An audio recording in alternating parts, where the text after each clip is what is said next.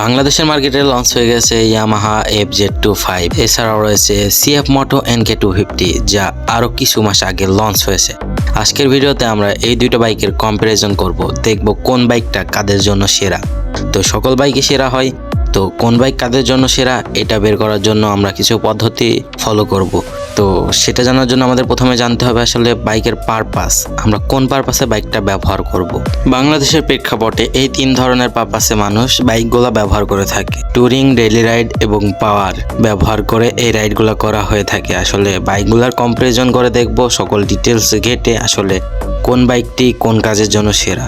তো চলুন ভিডিওটা শুরু করা যাক। প্রথমে দেখব CF Moto NK250।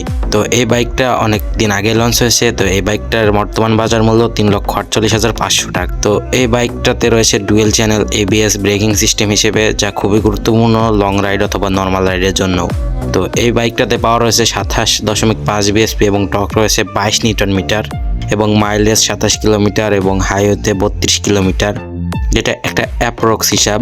তো এটা লুকস কিন্তু অসাধারণ, যার কারণে ইয়াং জেনারেশনের ক্রাশ এই বাইকটা। তো এই বাইকটাকে আমরা রাখবো পাওয়ার এবং রাফ রাইড ক্যাটাগরিতে, যেহেতু এটা ডেইলি রাইড করলে অবশ্যই আপনাকে ব্যাক পেনের শিকার হতে হবে এবং লং রাইডেও খুব একটা এনজয়েবল না। তো এরপরে রয়েছে ইয়ামাহা FZ25। তো এই বাইকটা কিন্তু রিসেন্টলি লঞ্চ হয়েছে এবং প্রচুর হাইপ তুলেছে। তো এটার পাওয়ার রয়েছে 20.52 bhp এবং টর্ক রয়েছে 20.1 নিউটন মিটার, যার পাওয়ার কনফিগারেশন কিন্তু খুবই কম। এটা দিয়ে যদিও R15 এর সাথেও রেস করা যায়, তাও হেরে যাবে। তো এটার প্রাইস হচ্ছে 4,35,000 টাকা। তো দুইটার প্রাইসের গ্যাপ দেখতে পাচ্ছেন 86,500 টাকা। তো এই বাজেটে আমি আপনাদেরকে বলবো, যাদের কাছে আর কি চাইনিজ বাইক কেনা কোনো ব্যাপার না, পার্টস পার্টে যখন তখন কিনতে পারেন, তারা অবশ্যই চাইনিজটা নেবেন। আর যাদের মনে হয় রিলায়েবিলিটি এবং রিসেল ভ্যালু, তারা অবশ্যই জাপানিটা নেবেন।